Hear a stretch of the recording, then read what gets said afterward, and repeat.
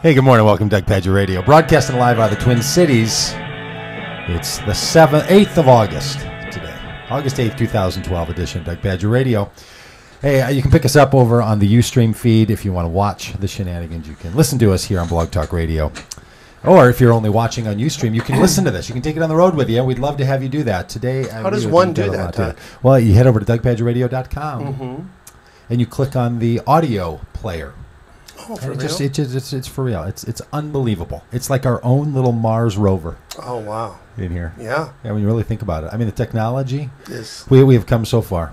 We've come so far. Hey, last night, National Night Out Day. Did you know that, John? Did you didn't participate? You told me. I got the memos. You did. Did you get a flyer or something from the people in the neighborhood? I did. And you chose not to go. I didn't. You just said I'm gonna. You were probably working. No, I wasn't in the mood. You were probably doing some chores. Yes. You were probably preparing for the radio show today. I was actually just sitting around in my underwear. And you couldn't go outside. We had a party here at our house. We were the host family for the National Night Out. I'm sure the crowd that came to your National Night Out and the one that attended mine were the same in their human brotherhood. Yeah, I'm sure they were humans. Yes. You literally don't want to know your neighbor. You know who you remind me of? You remind me of our neighbor down the street. Is he the non? It was a woman. The non-part. It was an older woman. She's lived there for 36 years, and she said, "We finally think it's time for us to meet our neighbors." Literally said that to me. They've never come to any neighborhood get-together or anything, and she said, "I think it's finally time that we meet our neighbors." Well, as a proper Minnesotan, they just had to make sure that you were authentic and real. I'm like, just for before 36 years. Just before you meet your maker, you decided you had to meet your neighbor in case you were asked about it. Right. What happens if there is that little check-in? You know, those little boxes. But I didn't know, honestly, until this morning, that the National Night Out is really an effort geared around stopping crime. Did you know that? I did, because they always have like the police come by and kind of give like a little like update or give you tips or something. Yeah, I somehow I had missed that. I don't know. Somehow I missed the memo that the National Night Out. I thought it was a neighborly thing, and the benefits of it was that the neighbors knew each other, and that was going to help crime. I didn't know. I went on National Night Out on the natw.org website. The National Night Out. I don't know what NATW stands for. The National Association of Teeny Witches.org. The natw.org, and the whole push there is to get people to have their local police officers. Really, Doug, is it any wonder, as a resident of Edina, Minnesota, that National Night Out as a crime prevention program escaped you? We have crime in the city. We have bank robberies. We have all the crime. This is a full featured. Urban community. we have all the amenities that one could want, including deep crime. But if I had known this, we had a bike parade, and the little ones got their bikes together and we decorated them, and it was cute as can be. And if I had known that this was crime prevention, I would have given them a little lecture or something about, because if you can nip it in the bud, these little kids, these little criminals. Well, yeah, I mean, every criminal in prison started as a little kid, so I say we go after the kids.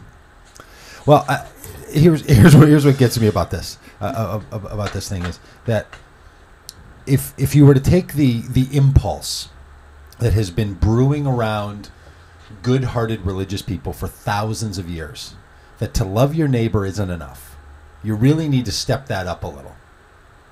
To take a Jesus phrase, so to love your neighbor, that gets you nothing. So you're saying Jesus fell short in his statement there? No, I think Jesus starts with, love your neighbor, you don't get anything out of that. No credit given.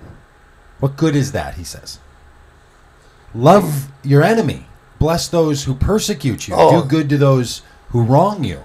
That's what you're called to do. Yeah. Thank you. So it strikes me that the National Night Out, which is a great accomplishment for a lot of us, really gets us sort of to the starting line. Like, that was the default. You're supposed to love your neighbor. Like, the fact that it's a big deal that you go to your National Night Out is really the barest of minimum. And I felt quite badly yesterday at my own national night out because I met neighbors who live literally, and I'm not even this is not an exaggeration.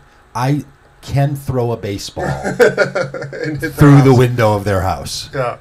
And I've never met them. You know, that is. You know, as Every year I feel horrible at National Night Out. I'm going to stop going because I feel terrible. No, but now that it's crime prevention, I've got a cause. Maybe I can show up for crime prevention. But it just makes me feel like, you know, how did I not get to know these people? How did a whole year go by and I didn't even know? I mean, I looked at these people in the face as if they are someone that I would never have the chance to cross paths with. Now, they do live behind me, this particular neighbor set that I hadn't met before. Yeah. They do, you know. So those people, the ones that are, you know, on the behind. You know, we share backyards. Yeah. Literally, like their yard touches the corner of my yard, and it was as if I'd never would have never had a chance to see these people. I looked at them like I had no obligation to them whatsoever. Really pathetic. Well, I think, you know, and I'm all at starting line. As easy it is to, you know, to like, you know, poo-poo, be critical towards these kind of like national, you know, awareness things or whatever. I mean, the methodology really is important, you know, in that once you know someone, you have a totally different perspective. That's and right. I think it's really clever for them to, like, neighbors get to know each other, because then you kind of like are watching out for each other a little bit more, because you feel like you have a little bit more investment into them because you know them a little bit more. Yeah, because they're a person now. Yeah. Tracy and Jasper. I can't remember his name. Tracy and her husband. See, isn't that terrible? Like I just met him, and then I think I'd met the husband last year at the National Night Out. I forgot, but anyway, the point. You can't remember his name now. I can't remember his name now, but it's just slipped me, and it's really an age issue. It's really. It's not a reflection of the true nature of your heart, or that I care about this fella. It's just a CoQ10 problem. But I am struck by how unable I am to even get to the starting line of a Jesus ethic when it comes to, you know, to love your neighbor. That doesn't get you anything. You got to love your enemy. I actually think it's easier for me to love my enemy than my neighbor. What do you think about that? Do you think that's true for some of us? Think that's good for some? Well, I think it's easier for you because your enemy has something in common. You. I don't understand. What do you mean? You're the common denominator.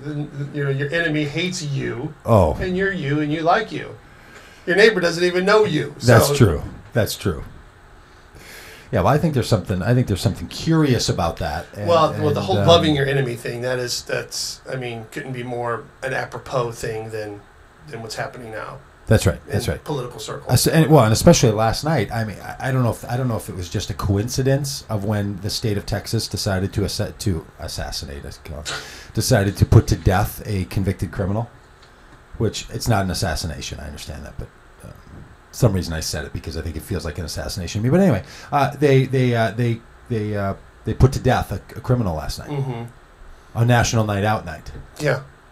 There's a juxtaposition there that I think is noticeable, right? Right, yeah. When you try to call people to get together and know their neighbors, and then the great enemy in our society is someone who's done something so bad they're on death row, and what do we want? We want that person to get the justice they deserve. We're just a long way from home when it comes to... Worse yet, that the man had an IQ of like 61. Yeah, see. So maybe not only was there not the loving of the enemy in that case, maybe they didn't even get to the bare minimum of loving those who can't protect themselves. Yeah.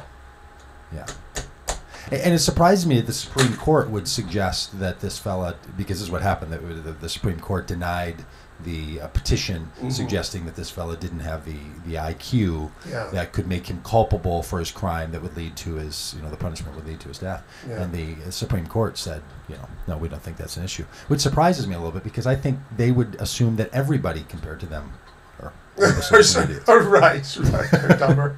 Yeah, I mean those guys. They sit around as if they know what's up, and you hear their little lectures about all that stuff. So it's surprising to me that on National Night Out. Well, first of all, that I didn't know that it was really a crime prevention thing, which I guess is a fine idea. But that we've only gotten to the starting point with our neighbors, and I feel 100 miles behind. every year at the national. There's a million-mile gap between loving your neighbors and loving your enemies, though. Too. How do you get that word out? Yeah. Well, and this is the thing that I don't know. This is the thing I've heard a lot is, well, get good at the first one, get good at the easy one, and then you can do the second. So start with loving your neighbors, because if you don't love your neighbors already, you can't possibly move on to loving your enemy. Sure. Right? I mean, people talk about it like running.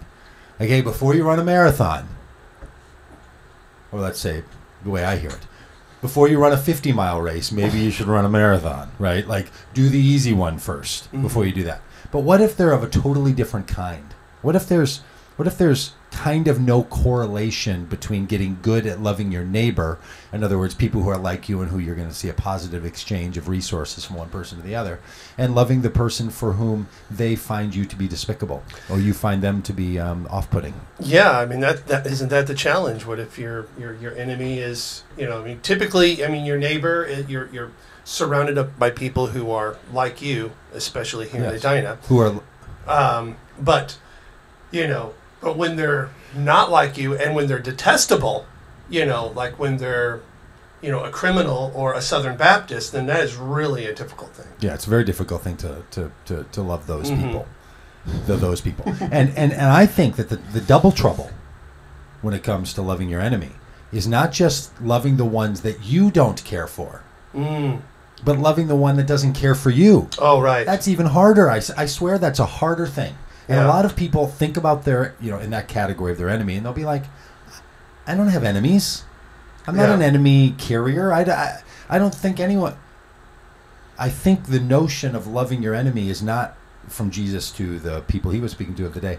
And by the way, we're going to have Gary the Surge Burge on the show here in a little bit, and he's going to tell us about Jewish festivals. Maybe he can solve all this whole love your enemy thing, because he's going to tell us some of the historic context. My chest just got tight on the left.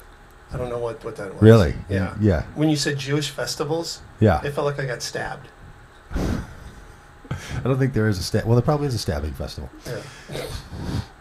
Well, I think when Jesus was suggesting to his followers, bless your enemy, he meant do good to those who persecute you, not stop being mean to the people you're persecuting. The notion of an enemy isn't just the one you despise, it's the one that despises you. Right? So there's a lot of people who let themselves off the little mental hook by saying, I don't really have enemies. Oh, I get what you're saying. You see what I'm saying? There's nobody that, I don't hate anybody. I don't hate in my heart. Well, could you then, why don't you spend a little time on loving the people who hate you? Right? The people who want to, and how would you decide who your enemy is or who hates you? Well, maybe someone who wants to do you harm. Maybe someone who wants to do you harm, and so we put them into cages and prison walls.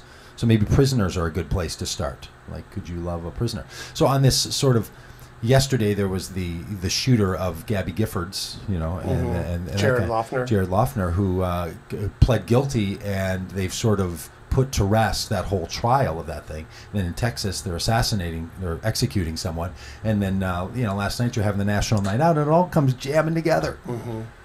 I think there's something up. I think there's something going on. So on National Night Out, day after, the hangover day, which also the morning after. The morning after. You know what struck me yesterday? I don't know why I was thinking this, because it wasn't true for me. So I'm on the record right now. This is not self-confession. I wonder if there are people who, say, a year or 2 years from now are going to be like, the affair really started at National Night Out when I met my neighbor. You know what I'm saying? Like, for some reason, my head goes to, there are these neighbors somewhere, and I'm going to put them in, in California or in Boulder, Colorado. And they've never met their neighbor, and then they meet, and then they're like following up today on Facebook, and today it starts, and all the scheduling a play date with the kids. Yeah, and the stay-at-home dad, and all of a sudden you got trouble brewing. That's right. So it might put an end to one crime. It might start a crime of passion. I don't actually know if that's true. That's probably never been true.